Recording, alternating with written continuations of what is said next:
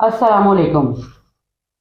آج جس شخصیت سے میں جالب صاحب کے حوالے سے گفتگو کا آغاز کرنے جا رہی ہوں، اسے پہلے بتاتی چلوں کہ آپ بائیں بازو کی تحریک انتہائی سرگرم کارکن رہنما ہیں۔ صدر حقوق خلق پارٹی، جنرل سیکرٹری پاکستان کسان رابطہ کمیٹی، سابق جنرل سیکرٹری ترجمان عوامی workers party, members joint action committee برائے انسانی حقوق، سابق ترجمان لیبر پارٹی پاکستان، بانی و سابق general secretary labour education foundation, student leader, متعدد بار اپنے سیاسی و نظریاتی جد و جہد کے باعث قید و بند اور جلا وطنی برداشت کی، لاہور کی انتہائی معروف اور گہمہ گہمی والی زندگی میں تازہ ہوا کے جھونکے فیض امن میلہ جالب عوامی میلہ کی صورت ملتا ہے، جہاں مزدور طبقہ نوجوان شرکت کرتے ہیں، جس کی بجا طور پر روایت ڈالنے کا صحرا اگر کسی کے سر جاتا ہے تو وہ آپ ہی ہیں۔ میرے لیے بہت قابل احترام بڑے بھائی، دوست، رہنما جناب فاروق طارق، بہت شکریہ جی آپ کا۔ بہت مہربانی، آپ نے بڑا اچھا انٹروڈکشن دیا ہے۔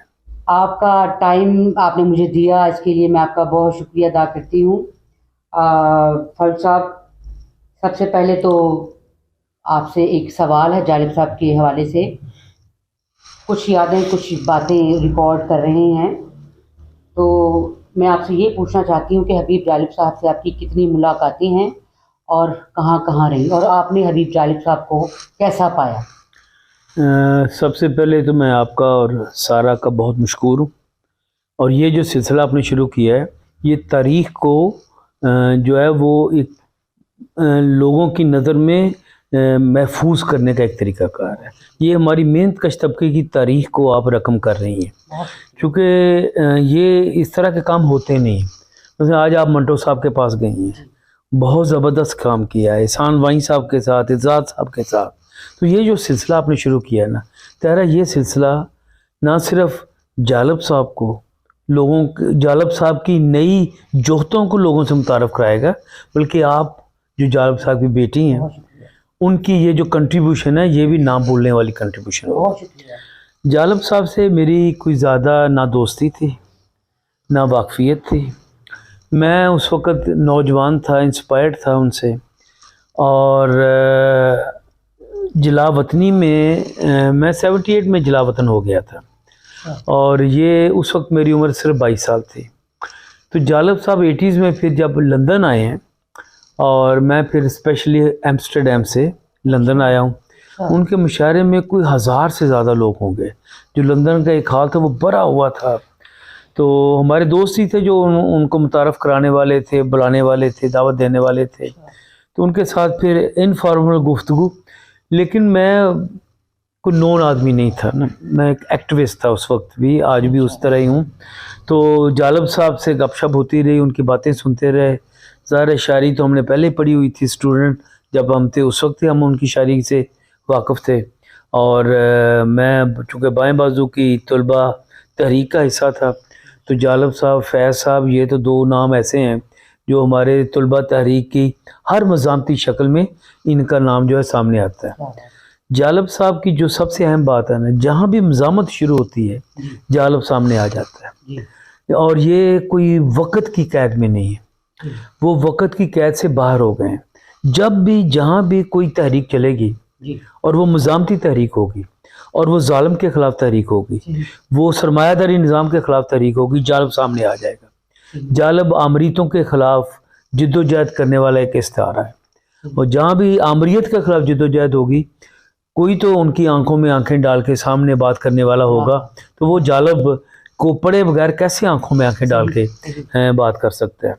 میں تھوڑی بات جلاوطنی کی بھی بتاؤں گا، لیکن ابھی میں تھائی لینڈ میں تھا، وہاں کچھ انڈینز آئے ہوئے تھے، تو میرا جو روم میٹ تھا وہاں پہ، اس نے مجھے جالب کی ساری شاعری سنائی، اور یہ بنگلور سے تھے۔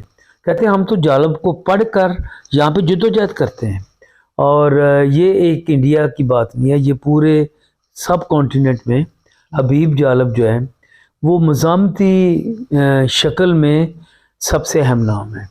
اور جس طرح سادہ الفاظ میں ان کی شاعری تھی، تو ہم نے ایک ان کی نظم پہلی دفعہ جدوجہد میں شائع کی تھی، جاگ میرے پنجاب کے پاکستان چلا. ہاں جی، تو وہ ہم نے جدوجہد رسالہ میں ہالینڈ سے شائع کرتے تھے، اس میں شائع کی تھی. لیکن جو واقعہ مجھے سب سے زیادہ اچھا، دلچسپ اور مزیدار لگتا ہے وہ میں آپ کو بیان کرنا چاہتا ہوں. جی جی جی ضرور. وہ بریڈ فورڈ آئے ہوئے تھے، جی اور بریڈ فورڈ میں میں نے بہت کام کیا ہوا تھا. وہاں کی لیبر تحریک میں، وہاں کی ایشین کمیونٹی میں، وہاں کے جتنے بھی بائیں بازو کے لوگ ہیں وہ مجھے جانتے تھے. میں ہالینڈ سے آ کے وہاں پہ الیکشن کمپینز کرتا تھا. تو جب یہ ہوا تو مجھے اسپیشلی بلایا گیا ہالینڈ سے کہ جی آپ بھی آ جائیں. تو میں گیا تو جالب صاحب کا مشاعرہ ہوا. رات کو ہم کٹھے بیٹھے ہوئے تھے. اچھا. اب ہم بھی نئے نئے انقلابی تھے، ہم نے بھی مارکس کو پڑھا، لینن کو پڑھا، تو فیض اور جالب کو پڑھا. تو اب ہمارے سامنے جالب صاحب بیٹھے ہوئے تھے، تو ہم نے تو کچھ کہنا تھا. میں بار بار بول رہا تھا. اچھا. تو مجھے کہتے او منڈیا کتوں آیا؟ میں نے کہا جی میں آیا ہوں ہالینڈ سے. اچھا. تو اچھا کتنے پیسے لا کے آیا ہیں؟ میں کہا جی $300 ہوں گے جو میں لگا کے آیا. اچھا. وہ تو $300 لا کے آیا. میں $800 لا کے آیا تھے. پیسے تو بہت خرچے کیتے نا کہ میں کیتے نے. وہ کہنا یہ چاہ رہے تھے کہ آپ کو تھوڑا صبر سے بات سننے کی ایک عادت ہونی چاہیے. اور ایک مذاق میں انہوں نے مجھے میری تعلیم کر دی، مجھے ایجوکیٹ کر دیا انہوں نے کہ آپ سمجھا دیا انہوں نے. تو بڑا وہ سب ہنسے اس بات پہ. پھر یہ ہوا کہ جالب صاحب رات کو غائب ہو گئے اچانک، اسی رات بیٹھے بیٹھے. صبح 4 بجے ٹرین تھی ان کی لندن کے لیے. سب پریشان تھے. تو ایک جالب کے ساتھی تھے، مجھے اب نام یاد نہیں، کہتے آپ نہ گھبرائیں، وہ جب زیادہ پیتے ہیں زیادہ ہوش میں آ جاتے ہیں. تو وہ اب سیر کرنے نکل گئے ہیں چپ کر کے. وہ آپ کو بتا کے نہیں گئے، وہ اپنی مرضی سے گھومے گئے نا اب. لیکن وہ 4 بجے ریلوے اسٹیشن کی ٹرین مس نہیں کریں گے. اب یہ دیکھیں. اور صبح 4 بجے جو ایک ساتھی جا رہے تھے انہوں نے پھر ہمیں فون کر کے بتا دیا کہ جالب صاحب آ گئے ہیں، ان ٹائم ہے، ہم لندن جا رہے ہیں. تو یہ تھے جالب صاحب کے ساتھ جلا وطنی میں. اچھا. پھر پاکستان میں آئے ہم 86 میں. تو بس جو زیادہ ملاقاتیں نہیں تھیں. اچھا. تو یہ ہوا سارا. سر میں آپ کی بات جو ہے اس میں ایک آپ کی ذات کے پہلو سے ایک پردہ جو ہے وہ ہٹانا بھی چاہتی ہوں کہ آپ سے ہماری ملاقات 2014 سے جی جی جو ہے وہ بالکل شروع ہوئی. جی جی. اور جہاں آپ نے جالب عوامی میلے کے متعلق جو ہے وہ بات چیت کی اور آپ نے اعلان کیا. یہ پلاگ میں تھا. جی جی. اور مجھے ہور عباس نے دعوت دی تھی. جی جی جی. اور میں آپ سے ملا نہیں تھا دونوں سے. جی. تو میں نے کہا نہیں آج تو ملنا چاہیے، جالب صاحب کی بیٹی ہے، پوتی ہے، ان سے ملتے ہیں جا کے. تو وہاں پہ پھر مجھے آپ نے دعوت دی بات کرنے کی. اور I was the last speaker us meeting میں. تو پھر میں نے وہاں پہ کہا تھا کہ ہم آج میں اعلان کرتا ہوں کہ جس طرح فیض امن میلہ ہوتا ہے اس طرح جالب عوامی میلہ ہوگا. اس طرح جالب عوامی میلہ. سر آپ کی جرت اسی نظریے سے ہے جس اسکول آف تھاٹ سے جالب صاحب کا تعلق ہے. ایبسلوٹلی. اور جس طبقے کی خاطر جالب صاحب نے اپنی شاعری کو ذریعہ اظہار بناتے ہوئے، ہتھیار بناتے ہوئے حکمرانوں کے ایوان لرزائے اور ان کے جو مضمون مقاصد تھے ان کو وہ بارحد اور اپنے حد تک وہ ان کو ریزہ ریزہ کرتے رہے. وہ ایک آپ کا تعلق بھی اسی طبقے سے، اسی نظریے سے ہے، اور آپ اس نظریے کو نوجوانوں تک منتقل کرنے میں ایک بہت بڑا کلیدی کردار ادا کر رہے ہیں. آج اگر ہمارے بائیں بازو کی سیاست کو دیکھا جائے تو بہت سارے لوگ جو ہیں وہ اس سے کرنی کتراتے ہیں، لیکن اگر ہم چند ایک پارٹیز جو ہیں جن سے آپ منسلک ہیں ان میں نام لیا جائے تو بہت سارے نوجوان جو ہیں وہ آپ کے سائے تلے بہت کچھ سیکھ رہے ہیں، جن میں میں بھی ایک بہت شکریہ. میں بھی ہوں. سارا دیکھیں جو جالب صاحب کی نظمیں ہیں نا اس کا وہ وقت کے حالات کے مطابق کبھی مرتی نہیں ہے. ان کا میسج جو ہے نا ایک پرماننٹ میسج ہے. مثلا جاگ میرے پنجاب کے پاکستان چلا، یہ 83 کی موومنٹ کے اندر انہوں نے لکھی، کسی طریقے سے ہمیں مل گئی ایمسٹرڈیم میں ہم نے جدوجہد کے بیک ٹائٹل پہ یہ نظم شائع کی اور بہت پڑھی گئی. یہ پہلی دفعہ یورپ میں ہم نے شائع کی تھی. اسی طرح خالد جو جان صاحب کی جو نظم ہے میں باغی ہوں میں باغ، وہ بھی ہم نے جدوجہد میں پہلی دفعہ شائع کی تھی اور پھر پاپولر ہوئی، پھر بینظیر نے پڑھی وہاں سے. تو جالب صاحب کی جو شاعری ہے نا وہ دنیا کے ہر کونے میں پھیلی ہوئی ہے. اس کی وجہ یہ ہے کہ منت کش طبقے کی جو طرح ترجمانی جالب کرتے ہیں، ہاں جی 10 روپے ہے 20 روپے ہے من آٹا، اور اس پہ بھی ہے سناٹا. دیکھیں نا آپ صدر ایوب زندہ باد، یہ اس پیریڈ کی جو نظمیں ان کی تھیں. پھر ایسے دستور کو، ہاں جی صبح بے نور کو میں نہیں مانتا میں نہیں جانتا. تو مجھے فخر یہ ہوا کہ آپ دونوں کے ساتھ مل کر لاہور کی بائیں بازو کی تمام شخصیات کو ساتھ ملاتے ہوئے جو ہم نے ایک جالب عوامی میلہ کیا، وہ شاید جالب کے نام کے اوپر سب سے بڑا میلہ تھا جو آج تک منعقد ہوئے ہیں، اور اس میں ہزاروں لوگ شریک ہوئے. اور جالب صاحب کو ہم نے اوپن ایئر تھیٹر میں اسی طرح متعارف کرایا. متعارف کیا کرایا، ان کے نام پہ ہم کٹھے ہوئے جس طرح فیض احمد فیض کے نام پہ لوگ کٹھے ہوتے تھے. تو وہ انفارچونیٹلی پھر کرونا آ گیا، پھر اور ایشوز آ گئے، ابھی تک وہ ہم کر نہیں سکے. لیکن آج میں پھر یہ کہنا چاہتا ہوں جالب عوامی میلہ ہم کریں گے اور تیاری کے ساتھ کریں گے. میں نا کوئی ادھورا کام نہیں کرنا چاہتا. جالب اتنا بڑا نام ہے کہ ادھورا کام ان کے نام پہ چلتا نہیں ہے. تو ہم تیاری کے ساتھ کریں گے، تھوڑا ڈیلے کر سکتے ہیں، لیکن جالب عوامی میلہ ایک ٹریڈیشن بنے گی لاہور کی، جس طرح فیض احمد میلہ بنا ہوا ہے اس کو ہم کنٹینیو کریں گے لازمی طور. سر آپ کے بینر پر یا آپ کے نام پر یا آپ کے جو ہے وہ ہم آپ کی رہنمائی میں کہہ لیں کہ ہم نے بہت سارے جو ہے وہ کامیاب ایونٹس جو ہے ہم نے دیکھے، جیسے حقوق خلق پارٹی کی موومنٹس ہیں جو ابھی بڑی کامیابی سے چل رہی ہیں.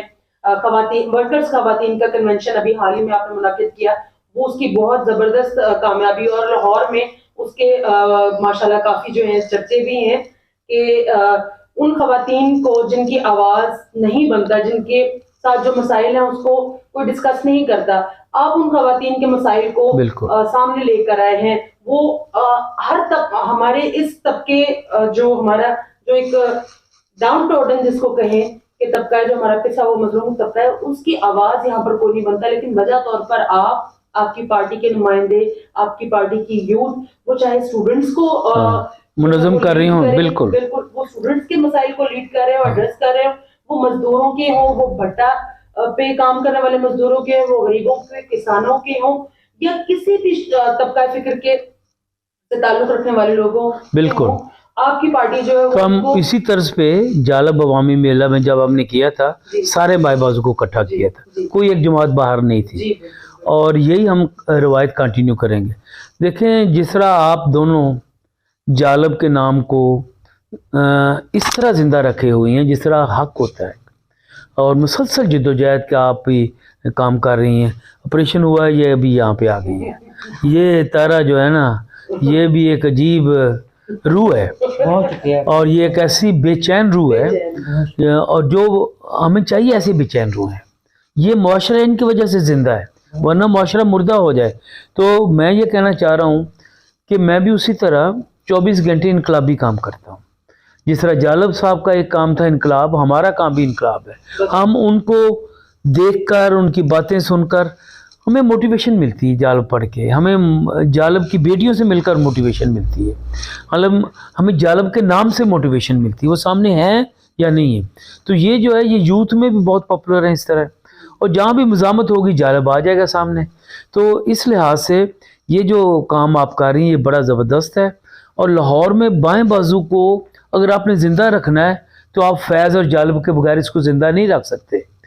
چونکہ جو لوگ یہ سمجھتے ہیں کہ وہ بہت بڑا کوئی کارنامہ کر رہے ہیں، آج آپ سنائے ہیں عابد حسن منٹو، ہم سب کے بہت محترم ہمارے انتہائی بزرگ، وہ کس طرح جالب صاحب کی عزت کرتے تھے، ان کی بیگم کس طرح عزت کرتی تھی، آپ آج سن کے آئی ہیں.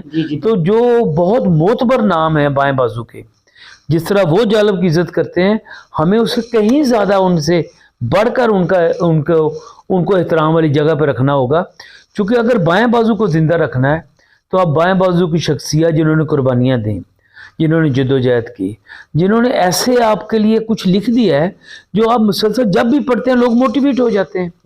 اور کوئی جلسے میں جہاں تارا پڑھ دیتی ہے وہ جلسہ پاؤں پہ کھڑا ہو جاتا ہے. تو اس طریقے سے ہمیں تو بڑی خوشی ہے کہ یہ جو آپ سارا کام کر رہے ہیں یہ ایک ساری عمر کے لیے زندہ رکھنے والا کام ہے مزدور طبقے کی تاریخ کو. سر بات میں اور آگے بڑھانا چاہوں گی. آپ نے بات کی کہ جس جلسے میں جالب کو پڑھ دیا جائے وہ اپنے پیروں پہ کھڑا ہو جاتا ہے. کیا وجہ ہے کہ ہندوستان کی کسان ہاری تحریک میں جالب کو پڑھا گیا اور بہت کامیاب تحریک تھی. این آر سی موومنٹ ہوئی تو اس میں پڑھا گیا, وہ تحریک ہندوستان میں کامیاب ہوئی. اسٹوڈنٹس نے جالب کو اپنی تحریکوں میں پڑھا, وہ کامیاب ہوئی. اس کا اثر سر, اس کلام کا اثر پاکستان میں کیوں اتنی طرح پر اثر نہیں ہے, امپلیمنٹ نہیں ہو پا رہا؟ یہاں پہ رائٹ ونگ کی ڈومینیشن ہے اور مذہبی جنونی گفتیں بہت آگے ہیں. تو ایک پیریڈ ہے ابھی جو ابھی رد انقلاب کا دور ہے. جالب کا دور تھا انقلابی دور تھا, جالب پڑھتے تھے لاکھوں لوگ سنتے تھے. اب ایک رد انقلابی دور ہے جس میں مذہب کی ڈومینیشن ہے, جس میں انقلاب کی ڈومینیشن نہیں ہے. اس کے باوجود اگر پاکستان میں بایاں بازو زندہ ہے تو جالب اور فیض کی وجہ سے زندہ ہے. ہندوستان میں بھی اگر پڑھا جا رہا ہے تو جالب پڑھا جا رہا ہے. یہ ابھی جے این یو کی جو تحریک چلی اس میں جالب پڑھا گیا. میرے ساتھ جو کمیونسٹ پارٹی کے لوگ تھے وہ جالب کو پڑھتے ہیں. اسمبلی ہال میں پڑھا گیا, اسمبلی ہال میں پڑھا گیا. ہمارے سابق وزیر اعظم شہباز شریف صاحب اکثر پڑھتے رہتے ہیں. تو یہ ہم یہ کہتے ہیں کہ جالب کو کوئی بھول نہیں سکتا. مجھے ایک حامد میر صاحب نے بڑا اچھا واقعہ سنایا تھا جالب صاحب کے بارے میں.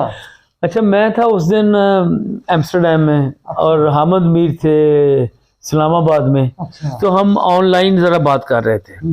کہتے فاروق تم بھی جالب کے بڑے مداح ہو, میری بھی ذرا بات سن لو. میں کیا ہوا؟ کہتا ایک دفعہ جالب صاحب نے مجھے بلایا. اچھا. تو جب میں ان کے پاس گھر جا رہا تھا سروبا گارڈن والا, تو وہاں سے چوری ظہور لائی کا کوئی سیکٹری نکل رہا تھا. ٹھیک ہے جی. اور جالب صاحب نے مجھے کہا کہ حامد میر 500 روپیہ ہیں تمہارے پاس؟ تو حامد میر کہتے ہاں جی میں نے دے دیے. تو میں نے انہیں کہا وہ جو آپ کے پاس ابھی بندہ آیا تھا جو ظہور لائی کا سیکریٹری تھا, چوری ظہور لائی کا, وہ تو بہت زیادہ پیسے شاید لے کے آیا ہوگا. کہتے ہاں اس نے بہت زیادہ رقم دینے کی کوشش کی لیکن میں نے لینے سے انکار کر دیا. یہ جالب صاحب کا جواب تھا. تو حامد میر کہتے ہیں کہ میں نے انہیں پوچھا مجھ سے 500 روپے لے رہے ہو اور ظہور لائی کے آپ لاکھوں روپیہ جو ہے وہ ڈینائی کر رہے ہو, اس کی وجہ کیا ہے؟ جالب کہندا پتر تیری مینوں مدح سرائی نہیں کرنی پینی. ہاں جی, تو میرا پتر ہے. ہاں جی, میں پتر کو لے سکدا ہے. بالکل ایسے میں ظہور لائی کو پیسے لاں گا تو میں کوئی حق لکھ سکتا ہوں بھلا؟ جب میں اس کے حق میں لکھ نہیں سکتا میں کیوں اس سے پیسے لوں؟ کیا بات, یہ ہے اصل بات. جو ہے ہم آپ دوستوں میں اس طرح کرتے ہیں نا کہ آپس میں لین دین ہمارا چلتا رہتا ہے, لیکن جو ہمارے دشمن ہمیں دینے کی کوشش کریں پیسے, وہ ہم کیسے لیں؟ تو یہ تھا جالب. زبان بند کرنے کے لیے دیتے تھے. نہیں وہ ہو سکتا ہے کوئی جالب کی حقیقی عزت کرتے ہوں, لیکن الٹیمیٹلی ان سے پیسے لے کر آپ انقلابی کام کو آگے نہیں بڑھا سکتے. سرمایہ دار طبقے میں بھی ایسے لوگ ہیں جو جالب کو دل و جان سے چاہتے ہیں. یہ نہیں ہے کہ وہ بالکل ایک جو ہے وہ مطلب کے لیے کرتے ہیں. کچھ چیزیں مطلب سے اوپر ہوتی ہیں اور جالب صاحب کئی ہزاروں لاکھوں لوگوں کے مطلب سے اوپر ہیں. ان کو پڑھ کر ان کو ایک خوشی ہو جاتی ہے. تو یہ جو ہے نا سرمایہ دار طبقے کے لوگ وہ بھی ظاہر انسان, تو ان میں بھی ایسے لوگ ہیں جو قدر کرتے ہیں. لیکن الٹیمیٹلی یہ جالب صاحب کا انقلابی شعور تھا جو اس کو پہچان رہے ہیں کہ یہ پیسے لینے سے کیا مجھے دینا پڑے گا, اور یہ جو ایک بچہ میرے پاس آیا ہے نوجوان ساتھی یہ کیا کرے گا. تو اس طرح جالب صاحب کی باتیں ہمیں کبھی کبھی ایسی ملتی ہیں جو دل و جان کو چھو لیتی ہیں ساری. اور یہ حامد میر ایسے ہی تو مداح نہیں ہے نا جالب صاحب کا, انہوں نے تو بہت کام کیا. میں نے وارث میر صاحب کے ساتھ کافی کام کیا ہوا ہے. اس پیریڈ میں یہ چھوٹے تھے, میں اسٹوڈنٹ لیڈر تھا, ہاسٹل کا ہال سیکرٹری تھا, یہ اسٹوڈنٹ کے ایڈوائزر تھے پنجاب یونیورسٹی کے. تو اس پیریڈ میں ہماری ملاقاتیں, پھر یہ لندن آئے, وارث میر کو میں لندن ملنے آیا. تو جو بھی لندن آتا تھا, میں 78 میں پہلے لوگوں میں تھا جو جلا وطن ہوا. उस वक्त थे शायद ममून नदीम थे, हमराज एहसन थे, ये जलावत और खर आए थे। तो खर भी मुझे बेटा कहते थे, वो भी मेरे पास ही आते थे, मेरे पास ही रहते थे आके एम्स्टरडैम में। उनकी वाइफ भी जो अभी शहबाज शरीफ साहब की वाइफ है वो भी हमारे पास आती थी, तमीना दुरानी जो है। तो फिर ये 84 के बाद जालिब साहब आए थे लंदन में। तो जब उनका 32 साल पुराना पासपोर्ट आज़ाद हो उस वक्त आए थे। तो फिर मैं लंदन, साहब ने करवाया था। हाँ वो, तो फिर मैं लंदन उनसे मिलने के लिए गया था और लंदन में इतना बड़ा इज्तिमा था। और फिर हाँ एम्स्टरडैम आए थे वो, एम्स्टरडैम आए थे वो। तो वहाँ भी मैं तो वो भूल ही गया हूँ। तो वहाँ हमने बड़ा उनका रिसेप्शन किया था, बहुत बड़ी वहाँ पे मीटिंग हुई थी, हाँ जालिब साहब के साथ। और वो अरशद अवान साहब हमारे दोस्त हैं, उन्होंने इनवाइट किया था। वो भी जलावतनी है बेचारे, मेरे पास ही थे, ठहरे थे अरशद। आपकी जलावतनी किस वजह से? मेरी जलावतनी थी कि मैंने 77 के आखिर में एक मजमून लिखा वीकली अल-फतह मैगजीन में, अच्छा, जो कराची से शाया होता था। तो मुस्तफ़ा जतोई और कौसर नियाजी ये दो पीपल्स पार्टी के लीडर थे। ये खुफिया जनरल चिश्ती से मिले। अच्छा, भुट्टो को गिरफ्तार किया जा चुका था, वो गिरफ्तार थे। तो जनरल चिश्ती ने इनको बुला के कहा कि हम भुट्टो को फांसी देना चाहते हैं, तो आप लोग हमारा साथ दें। तो जो स्टेनोग्राफर था जनरल चिश्ती का, वो मेरे गांव का था।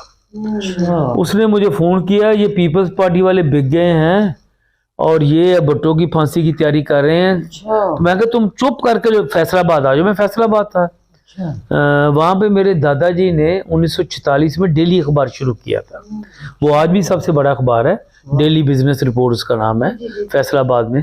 वो मेरे दादाजी ने शुरू किया था, डेली बिजनेस, डेली रिपोर्ट के नाम से अभी भी चलता है वो, मैंने देखा है। हाँ डेली रिपोर्ट है, वैसे है वो डेली बिजनेस रिपोर्ट है। मैं उसका एडिटर रहा हूँ। ये जो अभी उसकी ग्रोथ नज़र आती है, ये मैंने ही एम्स्टरडैम से पढ़ने के बाद की थी उसके एडिटर के तौर पे।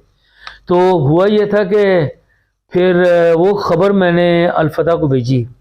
अल-फतह ने टाइटल स्टोरी शाया कर दी और कौसर नियाजी के दर के ऊपर 2 सर लगा दिए। एक मार्शाल्लाह की तरफ देख रहा है, एक बेगम भुट्टो की तरफ देख रहा है। बेगम भुट्टो ने वो पढ़ा मेरा आर्टिकल और कौसर नियाजी और जतोई को पार्टी से निकाल दिया। ये असर हुआ था मेरे उस आर्टिकल का।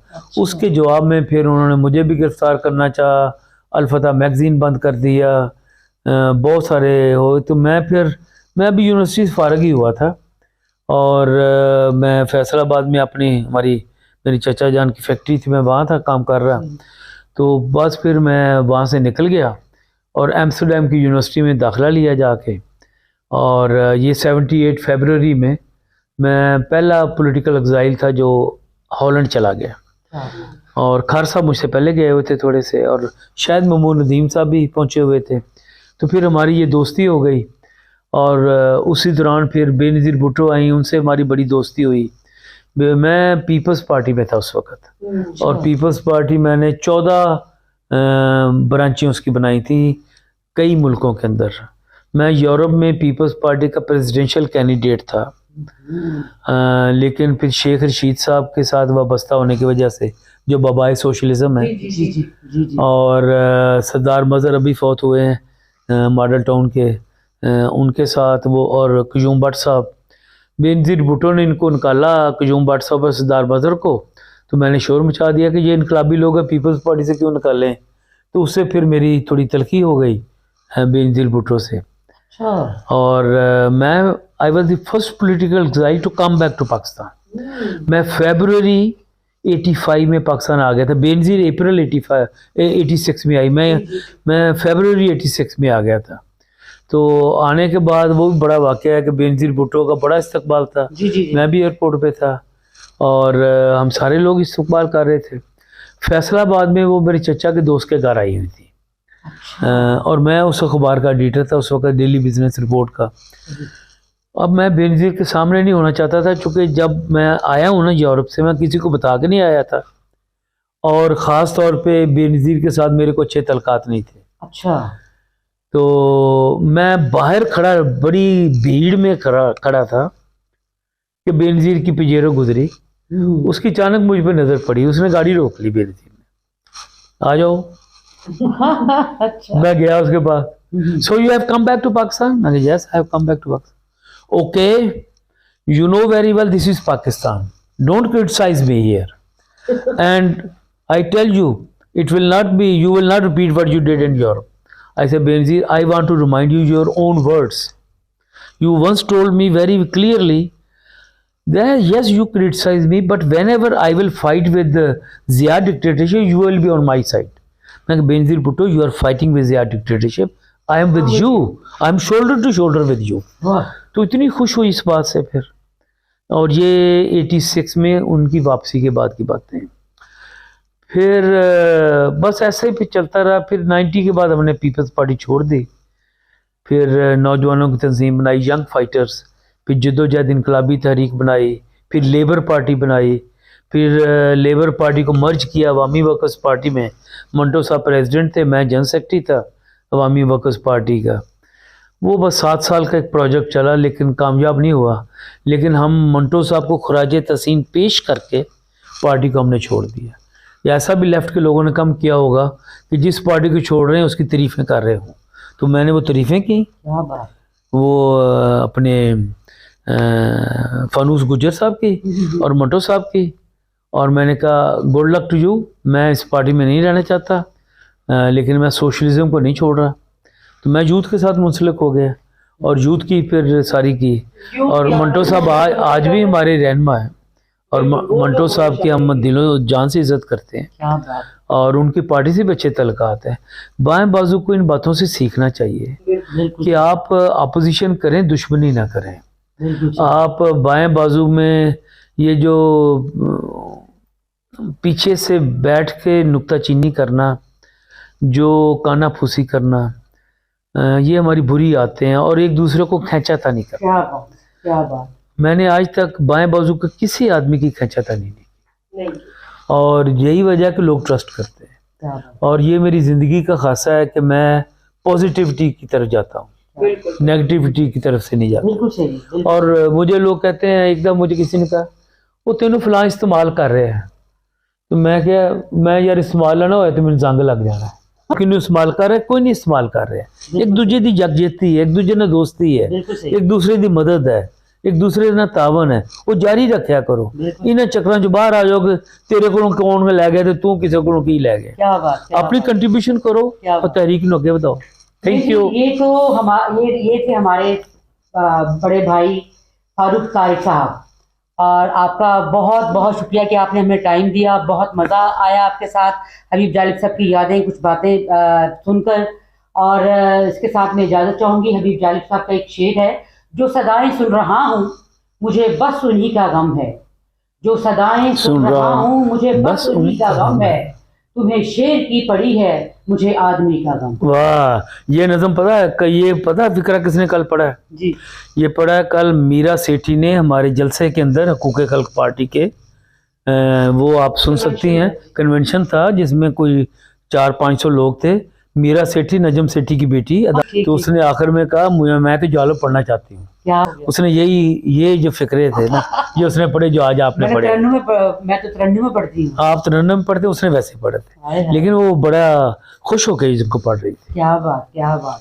چلیں, شکریہ آپ کا.